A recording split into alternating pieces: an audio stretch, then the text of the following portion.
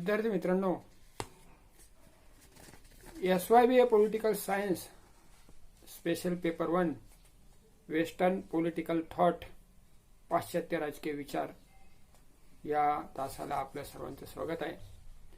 मित्रांनो, मागच्या तासाला आपण मॅक्युली या विचारवंताचा जीवन परिचय आणि त्याच्या काळातली इटालीची परिस्थिती यांचा आढावा घेतला. आजच्या तासाला आपण मॅक्युलीचे मनुष्य स्वभाव विषयक विचार बघणार आहोत. मॅक्युलीचे मनुष्य स्वभाव विषयक विचार याचा आपण 3 भागामध्ये विभाजन करणार आहोत. 1 प्रस्तावना, 2 मॅक्युलीच्या मनुष्य स्वभावाचं वर्णन आणि वैशिष्ट्य, आणि 3 मॅक्युलीच्या मनुष्य स्वभावाची समीक्षा किंवा टीका दोष. अशा 3 भागामध्ये आपण हे व्याख्यान घेणार आहोत. तर सुरुवातीला आपण थोडक्यात या विषयाची म्हणजे मॅक्युलीच्या मनुष्य स्वभाव विषयक विचार याची प्रस्तावना करूया. मॅक्युलीच्या मनुष्य स्वभाव विषयक विचाराची प्रस्तावना म्हणजे काय की ज्या पार्श्वभूमीवर मॅक्युलीनं हे विचार मांडले मनुष्य स्वभावाचे, तर ती पार्श्वभूमी समजून घेणं. म्हणजे मॅक्युलीच्या काळामध्ये काय परिस्थिती होती हे त्याने विचार जेव्हा मांडले मनुष्य स्वभावाचे, म्हणजे ज्या परिस्थितीवर हे सगळे त्याचे विचार मनुष्य स्वभावाचे आधारित आहे, ती परिस्थिती समजून घेतल्याशिवाय आपल्याला मनुष्य स्वभाव विषयक विचार मॅक्युलीचे समजणार नाहीत. आणि म्हणून आपल्याला प्रस्तावना करताना मॅक्युलीच्या काळातली इटालीतली परिस्थिती काय होती ती आधी समजून घेतली पाहिजे. तर मित्रांनो, इटालीमध्ये ज्या वेळा मॅक्युलीचा उदय झाला त्यावेळची परिस्थिती ही अतिशय वाईट होती. अनेक राज्यांच्या मध्ये इटालीचं विभाजन झालेलं होतं. छोट्या छोट्या राज्यांच्या मध्ये विभाजन झालेलं होतं. म्हणजे एक जो इटाली देश आहे त्याचे 5 स्वतंत्र देश तयार झालेले होते. 5 छोटी छोटी राज्य निर्माण झालेली होती. म्हणजे इटालीचं विभाजन झालेलं होतं. पोपचं एक राज्य होतं, एक नेपल्सचं राज्य होतं, एक मिलानचं राज्य होतं, एक व्हेनिसचं राज्य होतं आणि एक फ्लोरेन्सचं. अशा 5 राज्यांमध्ये इटली विभागला गेलेला होता. त्यामुळं इटलीतला माणूस जो होता तो अत्यंत स्वार्थी बनलेला होता. इटालीमध्ये प्रचंड भ्रष्टाचार वाढलेला होता, दुराचार वाढलेला होता आणि इटलीच्या माणसाची प्रत्येक कृती ही स्वार्थावर आधारलेली होती. इतका प्रचंड स्वार्थ बोकाळलेला होता. आणि इटलीमध्ये त्या काळामध्ये नैतिकता आणि चांगुलपणा हे नावाला सुद्धा शिल्लक राहिलेलं नव्हतं. नैतिकतेचा, चांगुलपणाचा, सद्गुणांचा संपूर्ण अभाव मॅक्युलीच्या काळामध्ये इटलीमध्ये जाणवत होता. आणि सर्व प्रकारच्या आदर्शांचा आणि मूल्यांचा राज झालेला होता. आणि अशा पद्धतीनं ही परिस्थिती इटालीमध्ये असल्यामुळं साहजिकच मॅक्युलीला ज्या प्रकारचा माणूस दिसला, ज्या प्रकारचा मनुष्य स्वभाव त्याला इटलीमध्ये अनुभवाला आला, त्यावरून त्याने इटलीच्या परिस्थितीवरून, इटलीच्या माणसाच्यावरून त्याने मनुष्य स्वभावाचं वर्णन केलेलं आहे. तर ही झाली आपल्या मनुष्य स्वभाव विषयक विचाराची प्रस्तावना मॅक्युलीच्या. आता पुढचा भाग आपण बघणार आहोत मॅक्युलीनं केलेल्या मनुष्य स्वभावाचं वर्णन किंवा मनुष्य स्वभावाची वैशिष्ट्ये. त्याने मनुष्य स्वभावाचं पहिलं वैशिष्ट्य सांगितलं की मनुष्य स्वार्थी प्राणी आहे. त्याचं असं मत आहे मॅक्युलीचं की मनुष्य हा निसर्गतःच स्वार्थी आहे. माणसाच्या प्रत्येक कार्याची प्रेरणा ही स्वार्थ आहे. स्वार्थासाठीच प्रत्येक काम तो करतो. स्वार्थ नसेल तर मनुष्य कोणतंही काम करीत नाही. थोडक्यात माणसाची अशी एकही कृती नसते की ज्याच्यामध्ये त्याचा स्वार्थ नसतो, आणि माणूस असं एकही काम करत नाही की जे काम त्याच्या फायद्याचं नसतं. स्वार्थविरहित कृती माणूस करतच नाही असा विश्वास मॅक्युलीच्या मनामध्ये मनुष्य स्वभावाच्या बद्दल निर्माण झालेला होता, किंवा तशा प्रकारची खात्री त्याला झालेली होती. त्यानं तर असं म्हटलेलं आहे की मनुष्य जो एकमेकांना कधीतरी सहकार्य करताना दिसतो, या सहकार्याच्या पाठीमागे सुद्धा माणसाचा स्वार्थ लपलेला असतो असं त्याचं मत आहे. पुढे मनुष्य स्वभावाचं दुसरं वैशिष्ट्य मॅक्युली सांगतो की मनुष्य स्वार्थी जसा आहे तर तो अत्यंत दुष्ट आणि कृतघ्न पण आहे. कारण तो दुष्टपणा त्याचा कसा दिसतो, स्वार्थ ही तर त्याची मूळ प्रेरणा आहे, त्याच्या कृतीची, त्याच्या वर्तनाच्या पाठीमागे स्वार्थ आहे. आणि मग ह्या स्वार्थासाठी माणूस कोणत्याही पातळीवर जातो, एकमेकांची फसवणूक करतो, दुसऱ्याची फसवणूक करतो, खोटं बोलतो, हिंसा करतो. एवढंच नाही तर आपल्या उपकारकर्त्याला सुद्धा स्वार्थापोटी तो विसरतो. किंबहुना ज्यानं त्याचा जीव वाचवला त्याच्या जीवावर उठण्या इतका सुद्धा कृतज्ञपणा मनुष्याच्या मध्ये असतो. त्याचं कारण स्वार्थ ही त्याची मूलभूत प्रेरणा असते. आणि म्हणून स्वार्थाचाच पुढचा भाग मनुष्य स्वभावाचा दुर्गुण आहे, दुष्टपणा आणि कृतज्ञपणा. पुढचा माणसाच्या स्वभावातला दोष त्याने सांगितला मॅक्युलीने, मनुष्य स्वभाव चंचल आहे. माणसाच्या स्वभावामध्ये स्थैर्य नाहीये. आज जसा मनुष्य स्वभाव आपल्याला दिसतो तसा तो उद्या असेलच असं नाही. आज चांगुलपणा दिसतो, उद्या दुष्टपणा दिसेल. थोडक्यात काय की माणसाचा जसा स्वार्थ असेल तसं माणसाचं वर्तन असतं. त्याच्या वर्तनाच्या मागे कुठलाही आदर्श नसतो, कुठला चांगला हेतू नसतो. आणि म्हणून जसं ज्या गोष्टींना स्वार्थ साधेल त्या गोष्टी तो करत असतो. आणि म्हणून अस्थैर्य किंवा चंचलता हे मनुष्य स्वभावाचं एक लक्षण असल्याचं मॅक्युली सांगतो. तो मनुष्य स्वभावाची पुढची बाजू अशी सांगतो, चौथं वैशिष्ट्य सांगतो की माणसाला संपत्तीची प्रचंड लालसा आहे.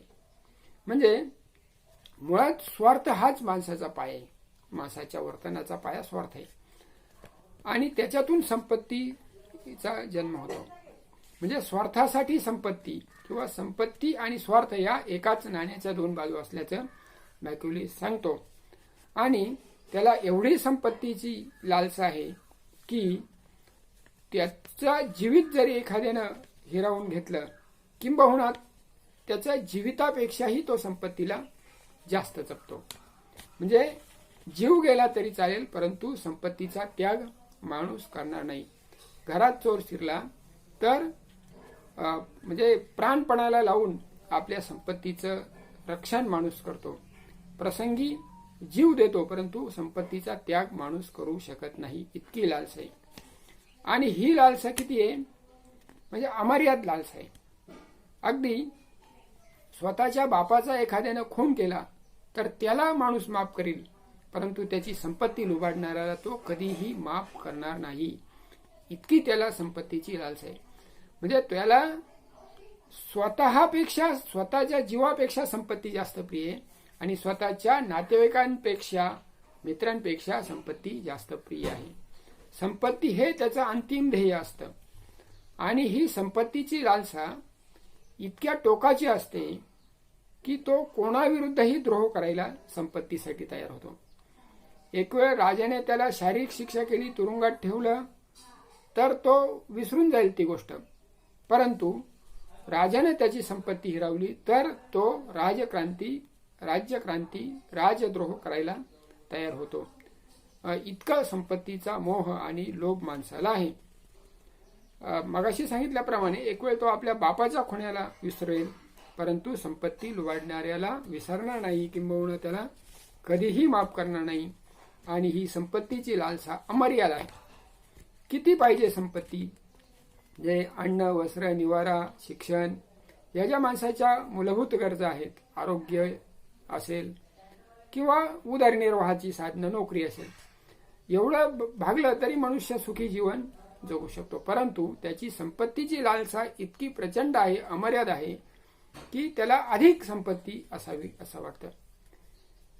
व्यापार असेल छोटा तर कारखाना असला पाहिजे, कारखाना असेल तर बहुराष्ट्रीय कंपनी झाली पाहिजे, अनेक कारखाने चालले पाहिजे, अनेक व्यवसाय एका वेळेला चालले पाहिजे. म्हणजे त्याच्या मालमत्तेच्या आणि संपत्तीच्या जी काही त्याला हवं आहे त्याला कुठल्याही प्रकारची मर्यादा नाही.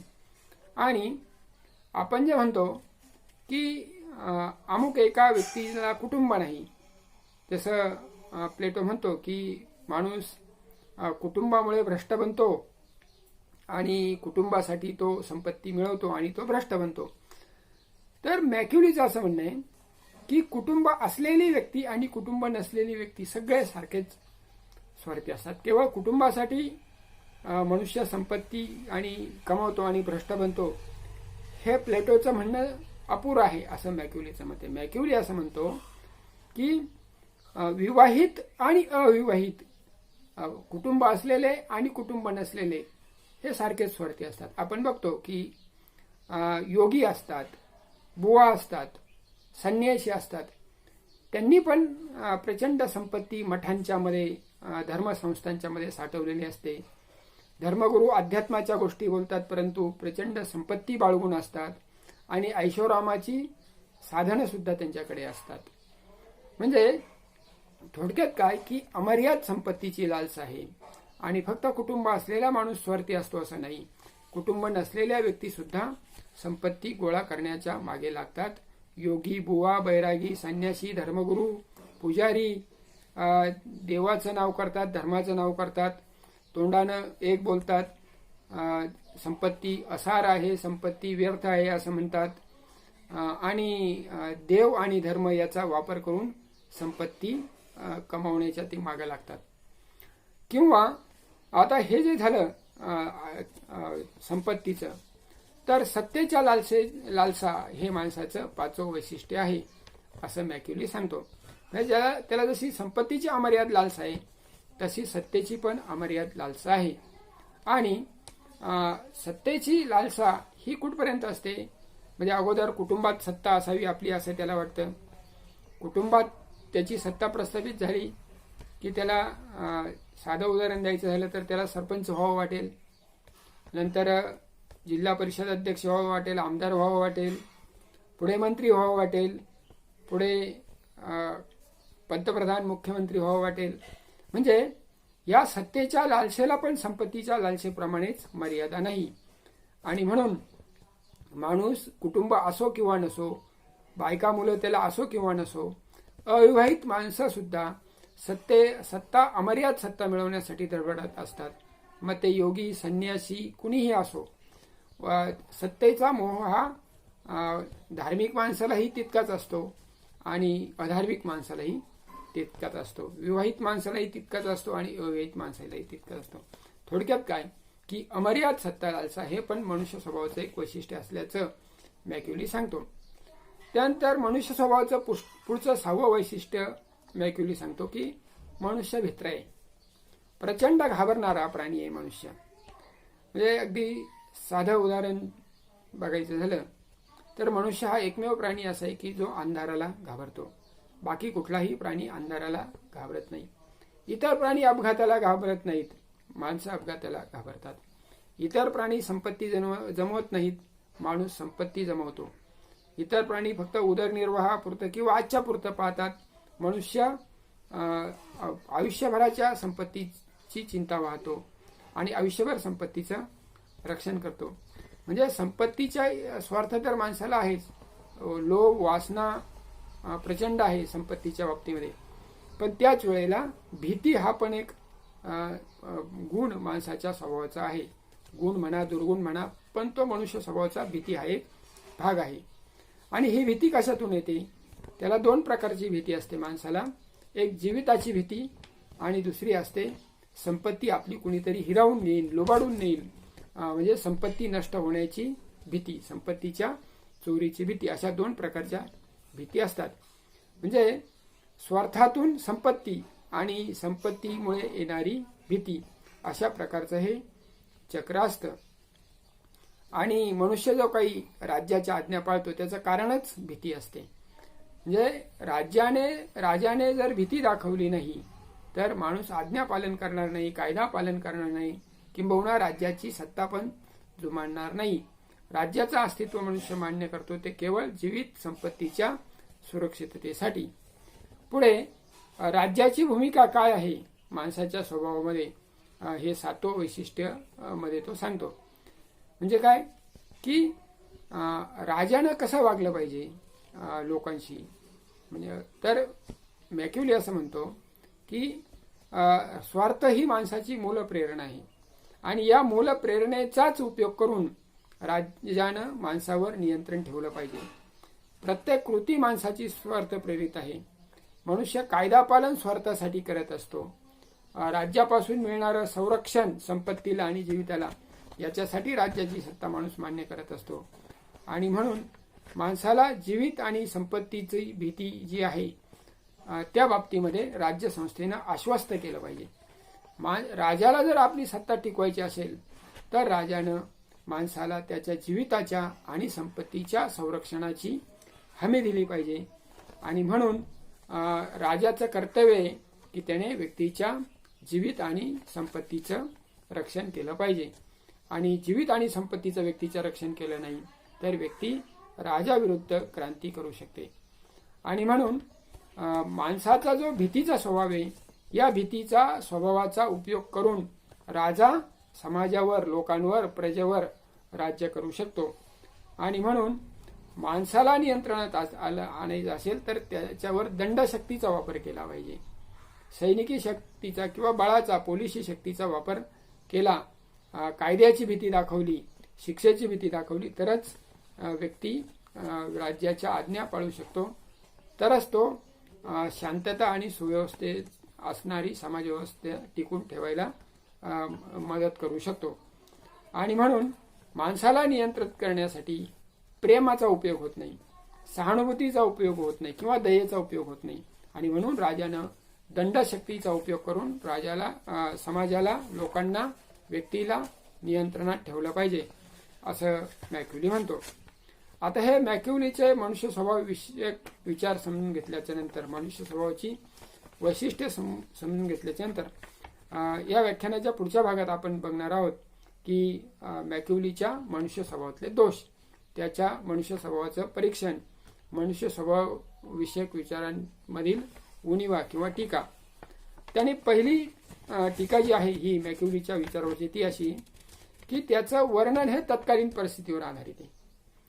तत्कालीन परिस्थितीवर म्हणजे इटालीमध्ये त्या काळामध्ये मिलान, नेपल्स, व्हेनिस, फ्लोरेन्स आणि पोप अशा 5 सत्ता होत्या. विभाजन झालेलं होतं इटलीचं. इटली हा एकसंध देश राहिलेला नव्हता आणि म्हणून इटलीला त्या काळामध्ये ही जी परिस्थिती, अविश्वास, द्वेष, ईर्ष्या, स्पर्धा, युद्ध, हिंसा हे जे वातावरण होतं या वातावरणामुळे अशा प्रकारचा विचार मनुष्य स्वभावाच्या विषयी या मॅक्युलीने मांडलाय. कारण त्याला ज्या प्रकारचा मनुष्य स्वभाव अनुभवाला आला त्या प्रकारचं वर्णन त्यानं मनुष्य स्वभावाचं इटलीतलं केलं. अर्थात यात फार मोठा दोष असा आहे टीकाकारांच्या मते की इटलीमधल्या माणसात असणारे दोष हे तत्कालीन होते. मनुष्य कायमचा दुष्ट नाहीये, कायमचा स्वार्थी नाहीये आणि कायमचा सत्तेचा लोभी किंवा कायमचा अविश्वसनीय अशा प्रकारचा नाहीये. तर तो विशिष्ट परिस्थितीमध्ये इटलीमध्ये मनुष्याचा तो स्वभाव बनलेला होता. आणि दुसरी गोष्ट, ही परिस्थिती फक्त इटलीमध्येच होती, बाहेरच्या देशांमध्ये त्या प्रकारची परिस्थिती नव्हती. परंतु इतका व्यापक विचार त्याने केलेला नाहीये. त्याने फक्त इटलीच्या मनुष्याचं वर्णनावरून मनुष्य स्वभावाचं वर्णन चुकीच्या पद्धतीने केलेलं आहे असं टीकाकारांचं मत आहे. त्यानंतर त्यानं जे मनुष्य स्वभावाचं वर्णन केलेलं आहे टीकाकारांच्या मते ते नकारात्मक आहे. म्हणजे आपल्याला दिसतं की माणसं एकमेकांवर प्रेम करतात, एकमेकाला जीव लावतात, एकमेकाला सहकार्य करतात, मदत करतात आणि वेळ पडली तर प्रसंगी दुसऱ्यासाठी जीव सुद्धा द्यायला तयार होतात, त्याग करायला तयार होतात. परंतु मॅकियावेलीने केवळ माणसाच्या दुर्गुणांचंच वर्णन केलेलं आहे आणि सद्गुणाकडे दुर्लक्ष केलेलं आहे आणि म्हणून त्याचा विचार हा नकारात्मक विचार आहे मनुष्य स्वभावाबद्दलचा असं टीकाकारांचं मत आहे. त्यानंतर तो निराशावादी आहे अशी टीकाकारांची त्याच्यावर टीका आहे. कारण मॅक्युली असं म्हणतो की माणसाचा हा मुळातच निसर्गतःच स्वार्थी स्वभाव आहे, त्याला निसर्गतः संपत्तीचा लोभ आहे आणि तो त्याचा स्वभाव बदलू शकत नाही असं त्याचं मत आहे. आणि म्हणून मनुष्य स्वभावाचं जे वर्णन मॅक्युलीने केलेलं आहे ते निराशावादी वर्णन आहे. त्यानं मनुष्य स्वभावाची फक्त काळी बाजू मांडलेली आहे, फक्त दोष मांडलेले आहे आणि म्हणून त्याचा मनुष्य स्वभावाविषयक निराशावादी दृष्टिकोन आहे असं टीकाकार म्हणतात. टीकाकार पुढचा टीका त्याच्यावर अशी करतात की त्याने माणसावर प्रचंड अविश्वास दाखवलेला आहे आणि इतका अविश्वास दाखवलेला आहे की तो स्वतःच्या आईबापावर सुद्धा विश्वास ठेवत नाही, स्वतःच्या अपत्यावर विश्वास ठेवत नाही आणि तो स्वतःशिवाय जगातल्या कुठल्याही माणसावर विश्वास ठेवत नाही, किंबहुना त्याचा स्वतःवर सुद्धा विश्वास नसतो. अशा प्रकारचं वर्णन मनुष्य स्वभावाच्या बद्दल मॅक्युली करतो. थोडक्यात काय की माणसावर अत्यंत अविश्वास त्याने दाखवलेला आहे. म्हणजे आज आपण बघतो की संस्कारांनी मनुष्य बदलतो, संगतीने चांगल्या संगतीने मनुष्य बदलतो, सुधारतो. त्याच्यामध्ये त्याच्यावर जर प्रेम केलं माणसावर, त्याच्या अडीअडचणी समजून घेतल्या, त्याला सहानुभूती दाखवली तर मनुष्य सुधारू शकतो. व्यसनी माणूस व्यसन सोडू शकतो आणि दुष्ट माणूस दुष्टावा सोडू शकतो. परंतु मॅक्युलीनं माणसावर अविश्वास दाखवलेला आहे आणि मनुष्य कोणत्याही परिस्थितीमध्ये बदलू शकत नाही, स्वार्थी स्वभाव त्याचा नष्ट होत नाही. अशा प्रकारे टीकाकार म्हणतात की त्यानं माणसावर अविश्वास दाखवलेला आहे मॅक्युलीने. पुढे टीकाकार असं म्हणतात की मॅक्युलीच्या विचारामध्ये विसंगती आहे.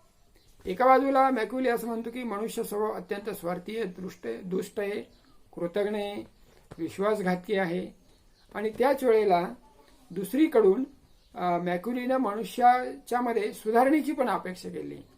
म्हणजे मॅक्युली असं म्हणतो की राजानं माणसावर अमर्याद सत्ता लादावी, व्यक्तीवर अमर्याद सत्ता लादावी, दंडशक्तीचा वापर करावा आणि माणसाला सुधारण्याचा प्रयत्न करावा, माणसाला वठणीवर आणण्याचा प्रयत्न करावा.